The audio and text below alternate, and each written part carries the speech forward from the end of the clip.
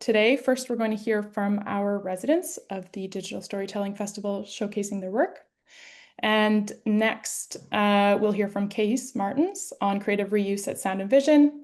And then we'll have a moderated discussion with our three amazing speakers. And then if time, we'll be able to field some questions from the chat. So if you have questions, feel free to put them in the chat. We have a lot to cover today, though, so we'll do our best to get there. But if not, we could potentially work on some follow-up editorial to really dive into the good questions that we'll get today from you all. Amazing, thanks, Julie. And yeah, just to let you all know that we do have inclusive engagement guidelines for meetings at Europeana.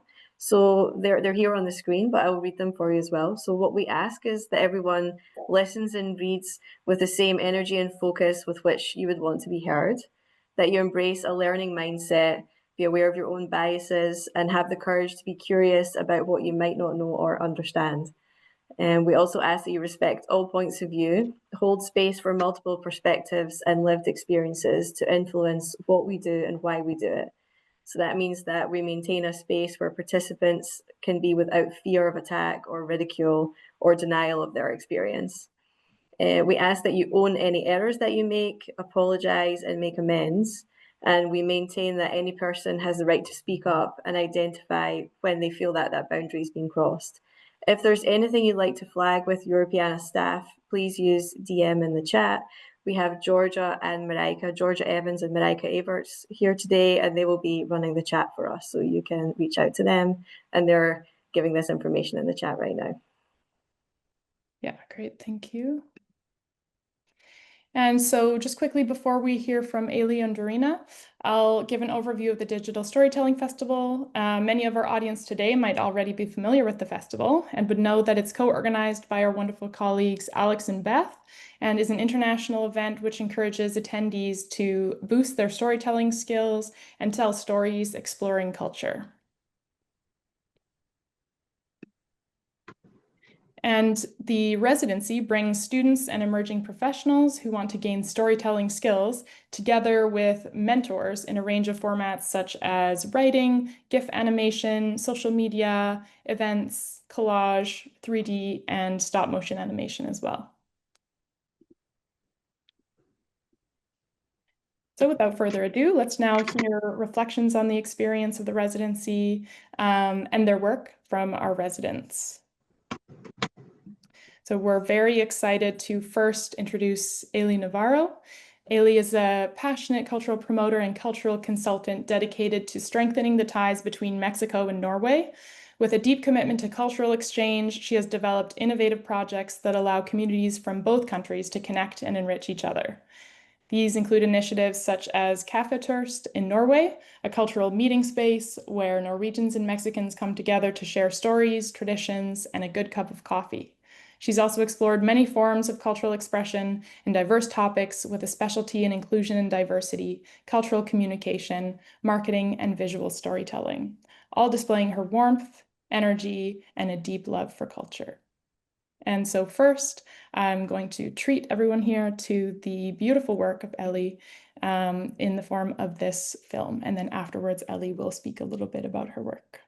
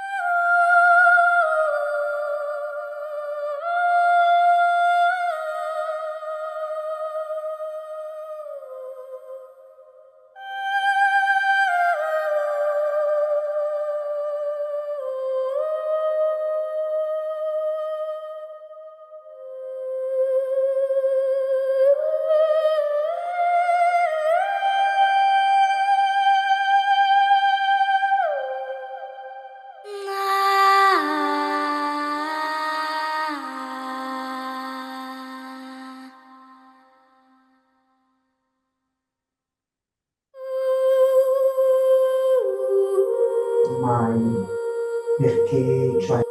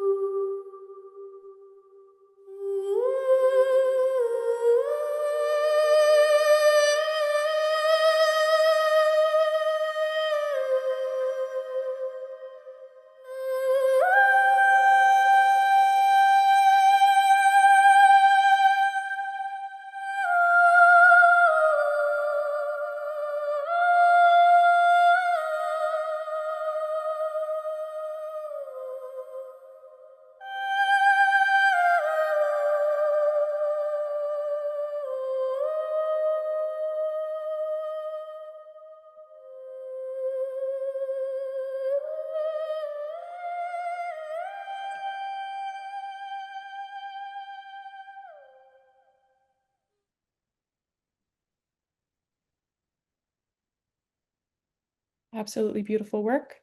Um,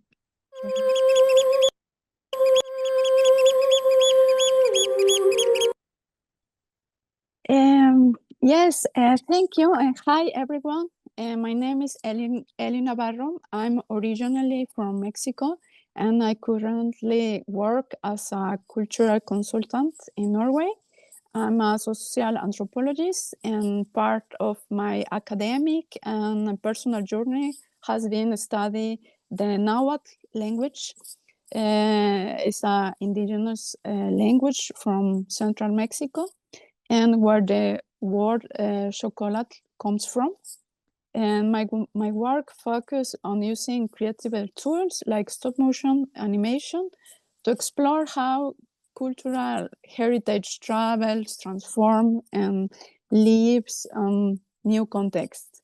To the short film I was sharing today tells the story of the cacao, this word that is come from the word chocolate.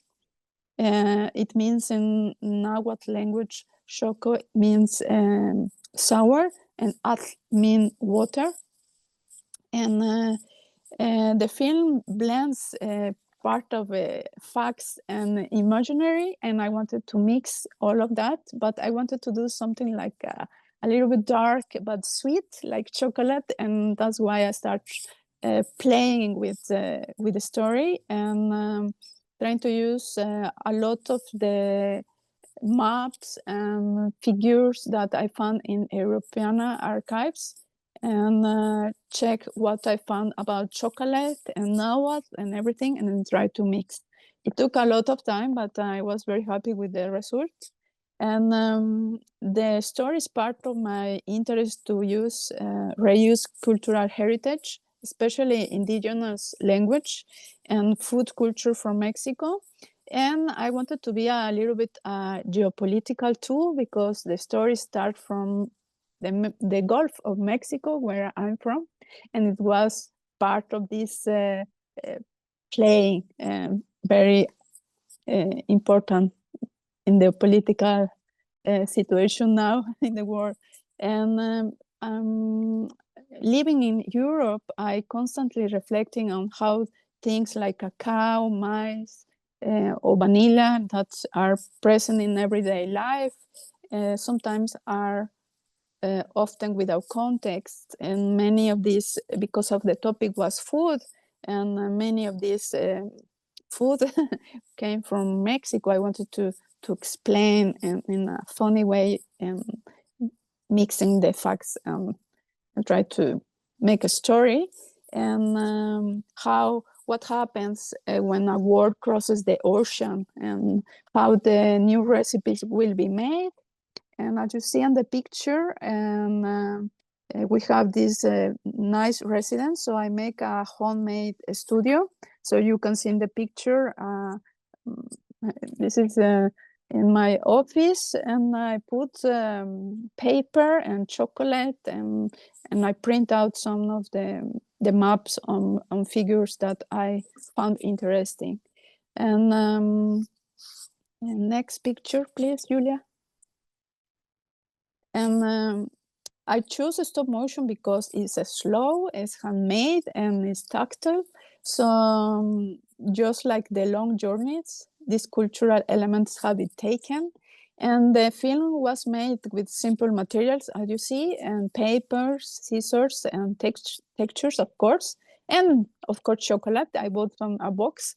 And I use inspiration from these silent movies that I like a lot. So I wrote the story and I tried to put these pictures because I didn't want to speak. I wanted to be focused on the animation and the sound. And I found the sound of this music that I was very happy with. So it worked very well. And before the film, for me, this film is more than a history about chocolate. It's quite an act of cultural archaeology and an attempt to reframe how we see migration and memory and heritage through handmade and poetic storytelling. And in the beginning, I made some sketches and I tried and it didn't work. So I start everything again. And I'm very happy for this opportunity from Europeana, and I meet very nice people and inspiring people. So this was the result, and I put on YouTube. And in YouTube, you can find the resources and from what I use from Europeana. Thank you. Yes, thank you so much. What a beautiful project. I think, yeah, it really did create a tone that's dark and beautiful like chocolate. I think that's such a beautiful way to not only look at the content, but also the feeling that you've produced in the work. And such an ingenious setup to get such a beautiful production. It's really amazing to see, and I can't wait to get more into it during our discussion later. So thank you so much, Ellie. Thank you. Yeah, thank you.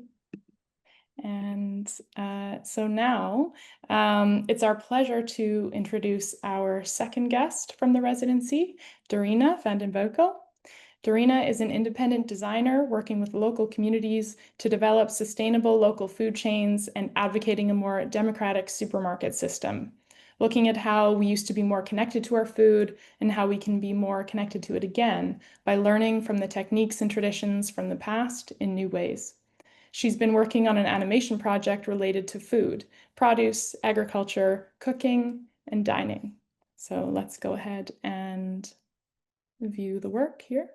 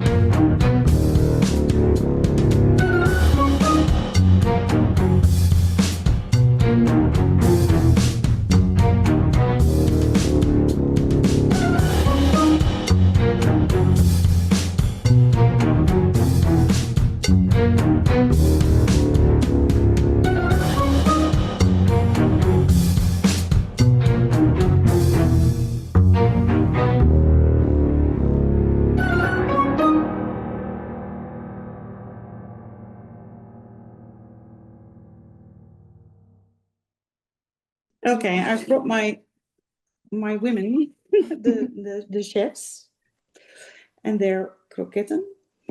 But I was really happy to be doing this creative residency by Europeana because in a lot of my work, I use heritage to achieve change, because it's my firm belief that if you don't know your roots and if you don't know where you're coming from, you cannot make your life better. You have to know.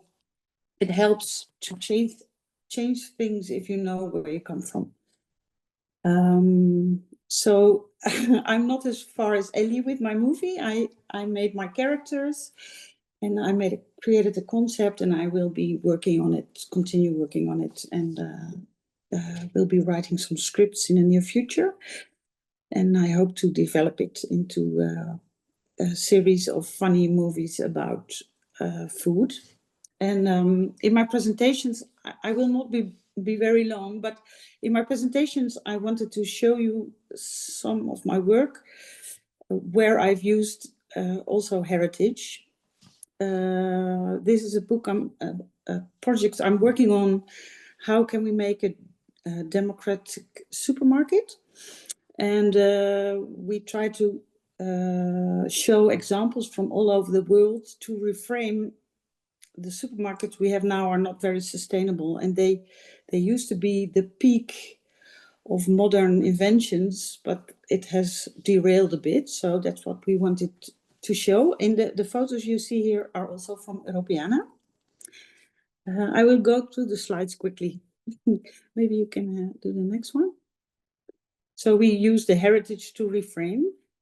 This is a series of food activities we did in a local region where the culture of dairy, milk and butter is still very persistent, but it's very on an industrial scale at the moment. And we wanted to reconnect people with the old foods and the old ways of working and enjoying nature. So heritage can also help you to relive and really taste your own culture. Next. This is another project where we were developing a new sustainable energy system. And we wanted to convince people to participate, but it was very scary. It is a system which is very common in Denmark, but in this village, people didn't know it.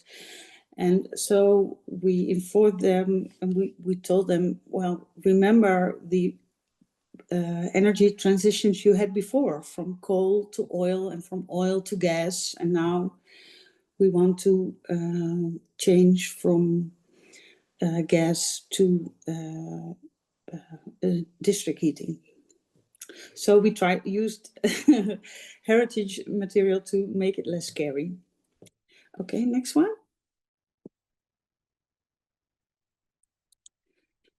And this is, in my opinion, very important, the heritage collections. I'm one of the founders of a wool community where we promote the use of wool and the craft of wool. And we found old recipes of people dyeing with plants, very good for biodiversity as well. And we have revived them and made books about them. So now people can use these recipes which were hidden in museums, and well, people can use them again. Okay, next. This is also an example. We are at the moment trying to rebuild our local wool industry, which is a very complicated project. But all over Europe, there is still heritage and local wool industries, but complementary parts. So, for instance, in one country, they may know about dyeing. Other country still may have machines. And so we are now trying to set up a connection through heritage and try to rebuild this economic chain. But we've just started, so it will be long term, but I'm very excited about this. Okay, next one. yeah, and this was my movie, how I worked. So I wanted, for me, it was the residency was a period of free space. So I really wanted to be free and research all the wonderful materials in the collection. And I tried to make a crossover between modern material and old material. And I found this image of automatiek, which is in the Netherlands. We have many people are very fond of kroketten, and you can eat from the wall. You put some money in the wall, and then you can grab a snack. And I wanted to connect this with old material. So I made these warrior women, and I hope to develop them further. That was my presentation. Absolutely beautiful. Thank you so much. So inspiring to see in this project, as well as in Ailey's project, this weaving together of culture and history with pressing contemporary issues like food security, biodiversity, and immigration. And this is why we think it's so important to open collections up and invite creatives in to do this work, to bring these issues out into dialogue with the rest of the world. And so now we'll actually hear more from Case about this.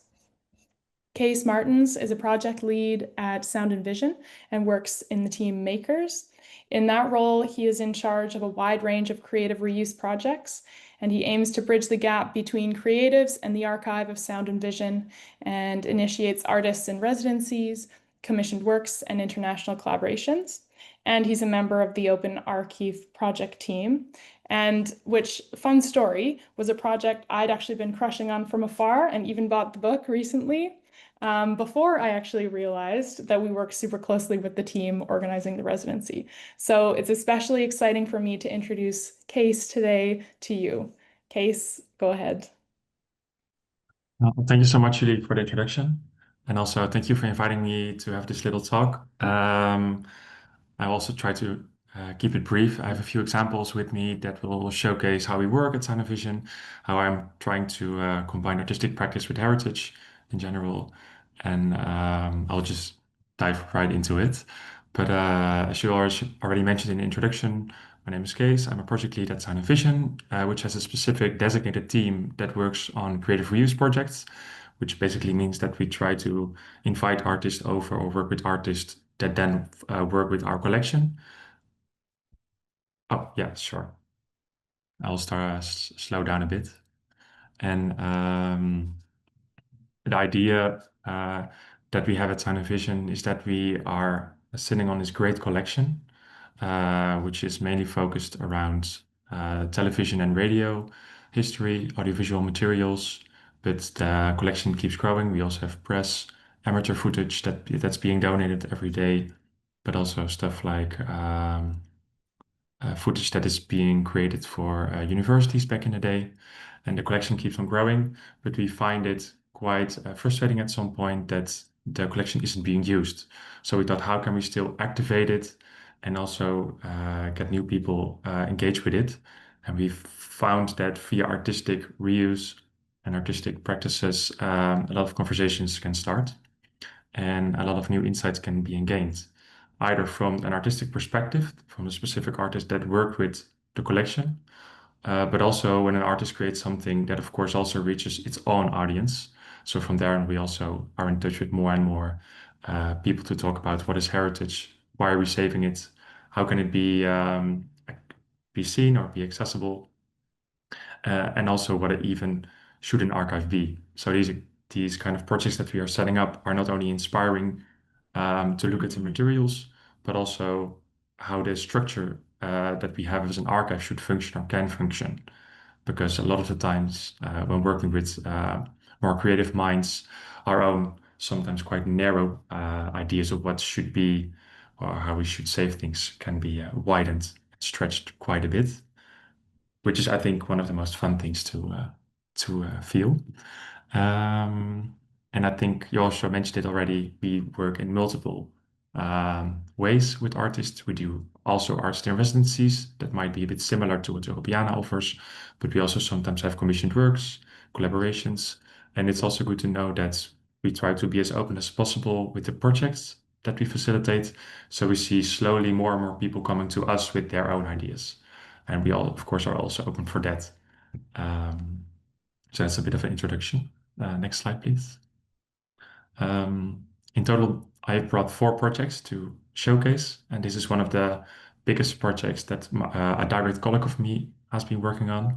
It's a film called Neshoma, or in Dutch Neshoma, and it's a film by Sandra Berends, which is focused around a fictional story between the interbellum, so between the First and Second World War in the Netherlands, and the footage that was used tells a story about a Jewish woman that was living there nearing on the period nearing the Second World War.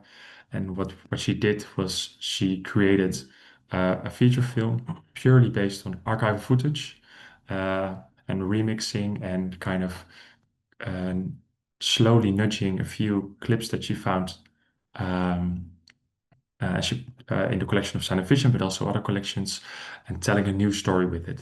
So instead of just showing the footage as it is and showcasing this is this person, this is about that, she fictionalized to some extent the images and created a new narrative where she tells a story about a woman who's spending her time between these wars, and how at one time everybody's happy again that the war was over, but at the same time you feel in the background the pressure rising of the far right in Germany.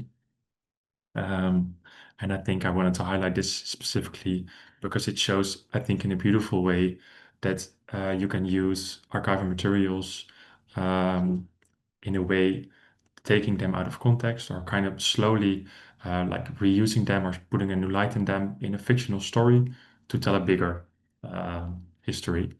I put a link in the slide, so if you want to see the trailer and kind of have a glimpse of what it looked like, you're more free to do that. And I can also tell you later a bit about it. But because of time, I would like to skip to the next. This is something completely different and something people might not expect when you think about Sound and Vision as an audiovisual heritage institute. Collect, Make, Share is a series of zines, so like DIY magazines that we created with illustrators and visual artists. This was the 4th edition that I'm showing. It's a project that I set up where I invited with each scene 4 to 5 visual artists over to react on the collection by just browsing it for a week, just going into it. And the only thing I give them is an angle or a specific focus or a lens, if you would. And this lens for this edition was queer lives and lives from the LGBTIQ plus community. And what I asked them to do is also for the residency, I specifically was looking for people also from the community itself to kind of share their perspective on the heritage that we are holding and how they either felt represented or didn't feel represented, or what they were missing or what they would like to highlight or celebrate, to come from a kind of inside perspective, of an insider perspective on the collection that we have. And together with them, we created the Zine series that showcases different elements they found in the collection, whether that they were surprised by. So, for example, in the middle page, you see a few kind of silhouettes of different screenshots that were based on television shows from the 60s till the 80s, wherein lesbian women were being interviewed about what it's like to be lesbian during that time, and the visual artist themselves identifying the same as the people that were being interviewed, was really surprised by the harsh words and almost violent way they were framed. And she wanted to reclaim that story a bit. So she softened the lines, and she was trying to retell the story by adding her own words and her own kind of gaze towards it. And the pages to the right about gender dysphoria is of an artist that also is focusing more on trans perspectives and about trans people. And what they were seeing a lot is there was a lot of medicalization, or people were being described with a lot of medical words instead of just being prescribed as humans. And then they wanted to reclaim that and kind of also added more emotional words and softer words to add on to the story that was already told. And the zine that we created is also being digitalized and put back into the collection. So if you now look at specific materials that the visual artists work with already, you can also get forward to this specific material. So hopefully, in the end, we try to add perspectives to the collection that we have, and in this case, specifically regarding the queer community. So it's also Collect Make Share is an invitation for artists to look at specific subjects, or in this sense, specific communities, and also engage with those materials that we have and kind of bring them into the contemporary and react to it and also add to it. So for future generations, we have a bigger perspective on how we should or can look at these materials. So next slide. This is one of the biggest projects I'm involved with. It's called Open Archive. And Open Archive is quite a big project that is not only happening at Sound of Vision, but also at Nieuwe Instituut, which is a heritage organization for digital design and architecture in Rotterdam, and also collaboration with the International Institute for Social History in Amsterdam, and since this year also with Reframing, an art organization in Amsterdam. And it's a project that already has 9 artist in residencies in the past. We hold 3 different exhibitions, and we now just published a book, which is freely accessible online. I put a link later in the slide. And Open Archive is basically a project that invites artists and artistic researchers over to develop new methodologies in how to engage with open collections and open materials. So what happens is we try to we can make all the partnering archives as available as possible. So we open up the collections, we set up clinics that teach in copyright, licensing, but also about ethics, about reuse, about sometimes even giving a small course in archiving itself, to completely invite these artists over to work and walk in the walls or in the collection with us for 6 to 9 months. And from there on, these artists are invited to create their own either visual art piece. And in the case of this newest residency period that starts in September this year, we invite them specifically to work on a publication, to develop ways of how they engage with archival materials, and to the artistic practice add on to these stories or to these methodologies of seeing and working with the archive. Next slide, please. One of the things I want to highlight is a piece that was created by Jessica Abreu. She created a project that was called The Mundane as a Form of Resistance. Jessica Abreu is also a founding member of the Black Archives in Amsterdam. And as a Black woman, she was quite surprised by how violent the archive was being created in terms of word usage, of that there were no filters or no trigger warnings when she was going through the archive. And what happened is that she was so overwhelmed by the violent appearance of Black bodies within the collection, is that she was looking for simple, mundane forms of just being. And what happened in the end, in a news item of Polygon Holland News in 1935, as you see on the slide, she found a picture, or a small clip actually, of 5 seconds, I believe. That is where you see a Black man eating a herring, just a fish on the market. And that was one of the small materials that you found in the collection, that there wasn't any description about violence, but it was just a man being himself, just eating a fish like a regular person. So what she taught us by this project is that we really need to rethink the way how we preserve and also how we present the collection itself.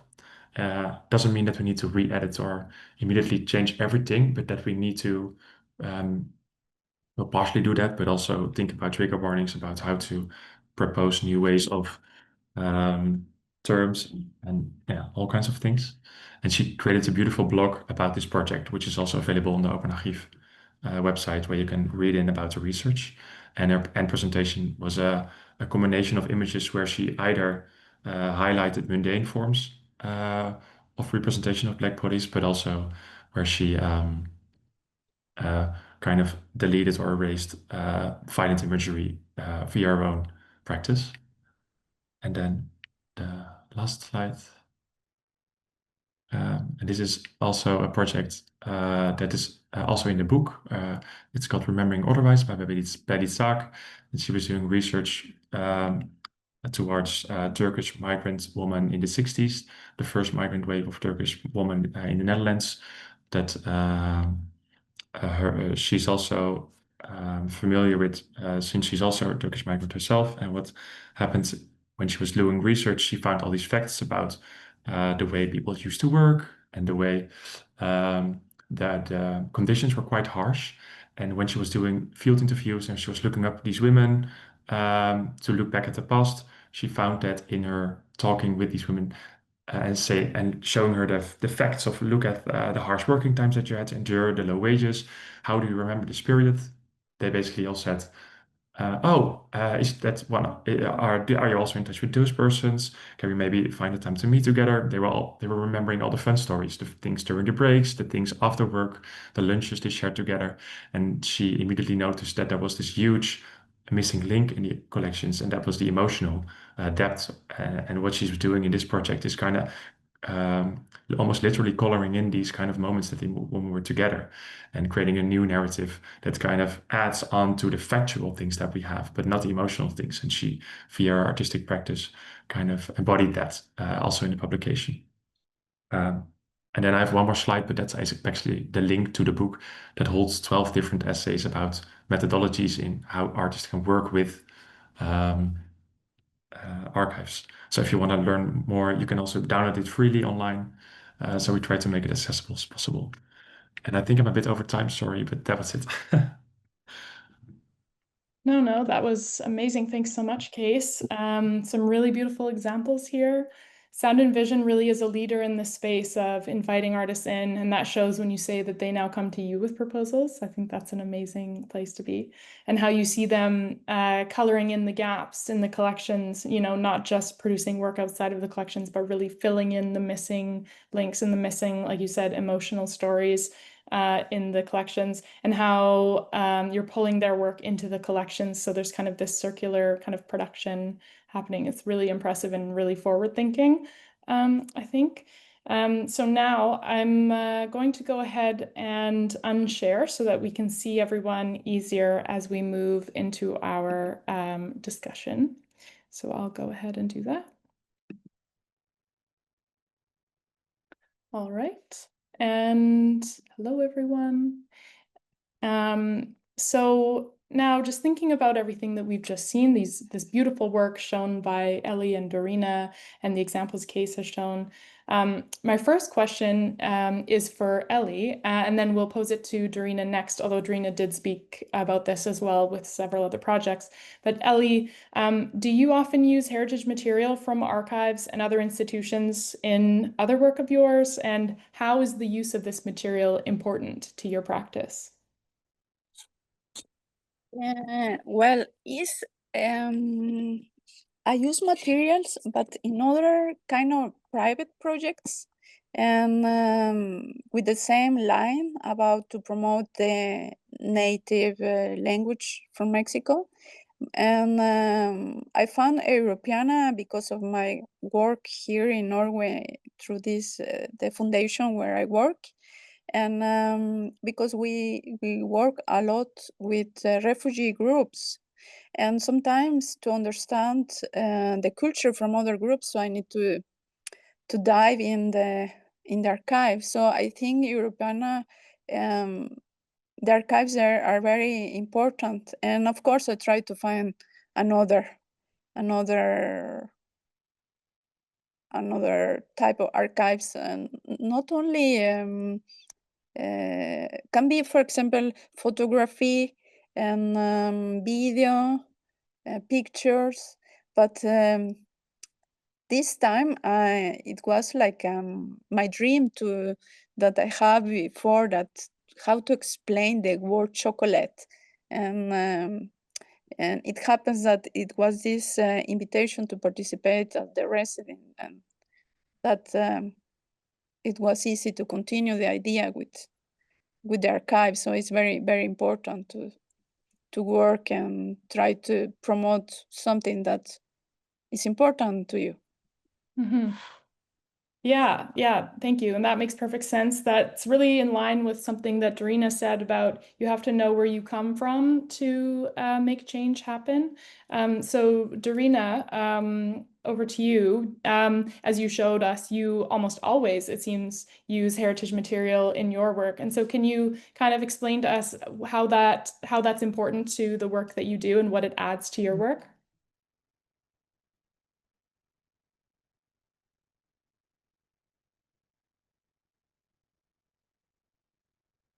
Oh, I think you need to unmute. Sorry, yeah. Yeah, I automatically, actually, I use heritage in my work. And I'm so happy with the current technical developments, because it used to be very difficult for me to find material. And well, Europeana was like heaven for me, like all archives combined and not having to look at each one separately to find material. And also, I wanted to add something I forgot to mention, and Kees spoke about it, because what I found all over the years working with heritage material is that it also delivers a lot of new knowledge. Because if you confront people with heritage material, it somehow connects deep in their brain or in their heart or in their soul, and they remember things, and they give you a lot of stories, and they things which you cannot find in an archive, but they share their memories with you, and you can hear about sounds, smells, feelings. So in a way, the material from the archives can generate more knowledge or more, yeah. Yeah. I have found in the over the past year, and it's also it can help understand things better and make it also less difficult. It can also be funny and less heavy. Yeah, that really echoes kind of what Case was saying before about, the material in the collection. There are gaps in between it that, or in between the items that, surely were there at the time and surely are here now, such as emotional connection, humor. And I think it really is up to, creatives who are working today to add that back in. So yeah, that's a really lovely way to look at it, I think. In a way, it's like the creative work completes the collections. The collections can only be this, structure or kind of certain bits and pieces of, concrete or digital material, but it really needs those gaps filled in. So yeah, it's such a nice kind of symbiotic relationship between the collections and the creative. Yeah. And the creative work can also be a bridge, because I'm a bit of a nerdy person who loves delving into archives, but most people don't. So I can bring out the beautiful things in the archive in a different shape and make other people happy with it. Yeah, very true. Yeah, the kind of traditional forms of archiving and collecting aren't necessarily the most inviting or easy to access to everyone. That's an amazing point, actually. And, those of us who work with collections are really grateful to you and other creatives who do that. So that's really wonderful. For our next question, actually, I'll pass it over to Fiona to ask Case. Thanks so much, Julie. Yes, it's great to hear the importance of the heritage collections, and we work a lot with cultural heritage organizations. And Case, I was wondering, you kind of alluded to it in your presentation, but is there ever a time where, given that artists can sometimes critique institutional work or policies, is there ever a kind of a tension where we have to find the balance between artistic freedoms and the institutional perspectives? Is this something that you've come across before? Yeah, that's a good question. Well, I did come across it a few times, and I think I probably will still keep seeing it happen. But I think for me to navigate these kind of questions is for me, I'm always trying to be on the team of the artist, so to speak. It's also my job and my role within the institute to be a translator of the questions that an artist has, because sometimes my colleagues don't really um, uh, directly get or why the question is being asked or how they should answer. And also at the same time, when my colleagues sometimes try to explain something in their jargon or like the or like the nerdy stuff, I also need to bring that back to the artist. That's either practical, but it also sometimes leads to critique. And then um, what I try is to build conversations in that sense. Um, but if I'm being completely honest, I do lean more towards giving the artist a bit more freedom because I feel that if you're taking the step, working with a creative mind that has, of course, a different background or a different idea about how an archive works, I mean, that's also the thing that you want to gain from such a collaboration, because otherwise, why would you start it in the first place? Um, so yeah, I don't really have like a spicy example where something went wrong or anything. Of course, we did encounter some, but I think the important thing is to brace yourself a bit because things can get a bit heated. But I feel that there is where the change happens because then it also gives me some um, some new ways of thinking to bring back towards the institute and my colleagues to rethink our strategies or maybe present. So it's a bit of back and forth, I would say, if that answers your question. Yeah, no, absolutely. I think that makes perfect sense. I mean, what we really want is for people to use the collections, you know. So we have to be prepared for whatever happens, and I think that it's a great thing for institutions to be able to collaborate with the community and really see what their collections actually mean to a wider audience and how they can be reinterpreted or filled in, as we've seen. I think it's fantastic. Maybe we can also pose a similar question to our creatives. Julie, what do you think? You want to pose a Yeah. question? Yeah, absolutely. Yeah, thank you. So, thinking, again about your experience of working with collections, working with the providers or aggregators like Europeana of the collections, what have you found challenging about maybe collaborating with the institution, but also maybe finding and accessing and using their material in your work? Were there any barriers to, finding or accessing material? Did copyright cause any tension? Either Ellie or Dorina, feel free to reflect. Well, it was challenge because it's a lot of materials, and so we have to check the rights and if it's free or not, or are you going to use it? And in the case of the language, I found a lot of Mexican archives or archives to refer to Mexican food or plants or things like that. But about the language, it was a little bit maybe just one papers. So there is a gap. And I hope will be more there. And yes, no, I think the only part challenge it was to check how you are going to use it and to read each archive or file that you are going to use in a project to check that you are free to use it and the rights and give credit to the other persons that they are putting this material there. So this is very important to think about in the same way to be creative. And yes. Mm-hmm. Yeah, thank you. Dorina? Yeah. Well, I think what can be difficult is for the museums and the institutions and the archives to describe the items. So I've noticed that sometimes you have to try a few different words if you're searching it. But I completely understand it's very complicated, because I might be interested in an image with someone walking with a cabbage, and then the cabbage may not be mentioned. That's sometimes difficult, and also the filtering of the image. So sometimes you typed in a keyword and then had a lot of results. It's difficult to filter them out. Mm-hmm.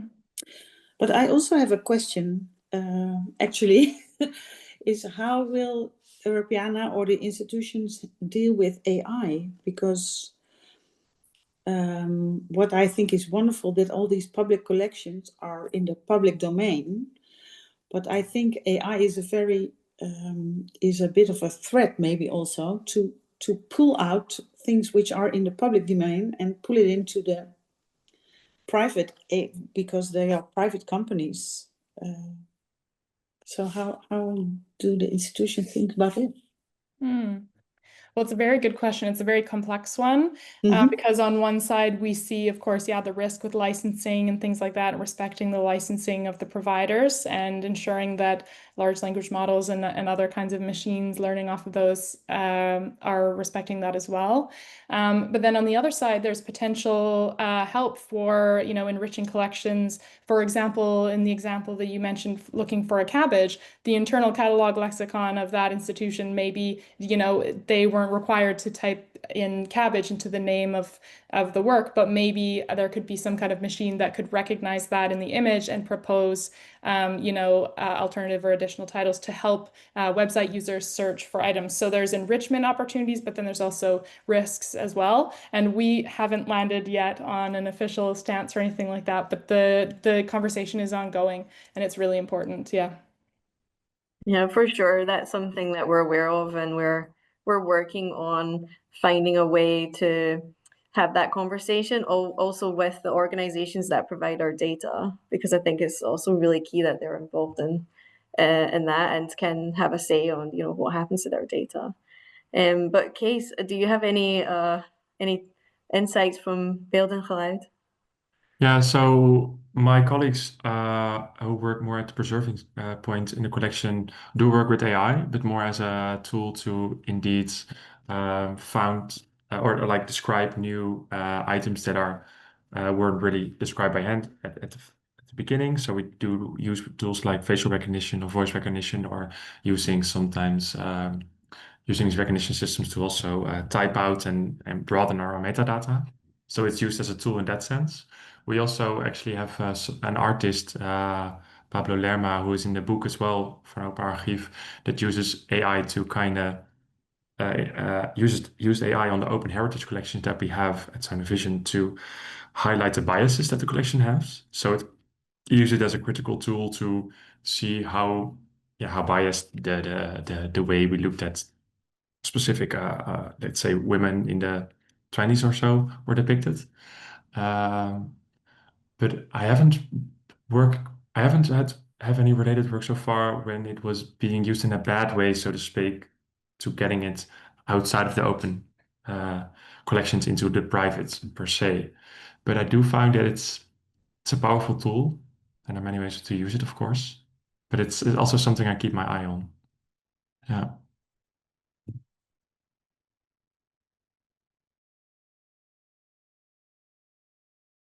Yeah, great. No, I think I think we'll be working together a lot between Europeana and Sound and Vision on that as well in the future. So Julie, we're almost out of time, and that's bang on. Do we want to ask one more question, or should we have a follow-up? I think we can have a follow-up, and also it's worth mentioning that this is the first of several webinars in the series. So, we are really looking forward to diving into more of the details around how institutions can make it easier for creatives to access work and to use work, or rather items in their work. And so in our future webinars, we will cover that more in detail. Indeed, copyright issues, access issues, and potentially having to pay for material are all kind of potential barriers to reuse. And these are the kinds of things that we'll be diving into. I believe we have our next one coming up in September, connected to reuse in journalism. And in October, we'll be collaborating with EU Screen on a film heritage webinar. So we'll be speaking to more creative reusers there. Yeah, I was just going to say, sorry, I think we can also send a follow-up mail to everyone, unless you opted out, of course. We respect that.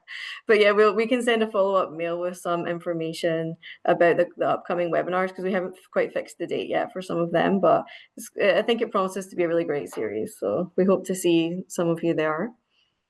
Yeah, absolutely. And we'll continue the conversation there. From today, Ellie, Dorina, in case you can put your social media or website links in the chat if you like.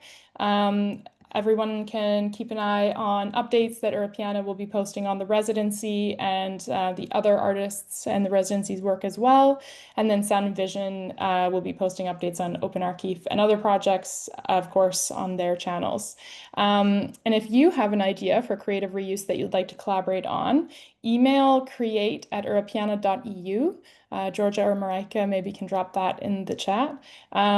Myself, Fiona, or one of our other reuse colleagues at Europeana will get back to you and see how maybe we can work together on a creative reuse project. And with that, we'll round off this first webinar on the creative reuse of heritage collections. And thanks so much to everyone, and have a wonderful rest of your day. Thank you so much to our amazing speakers.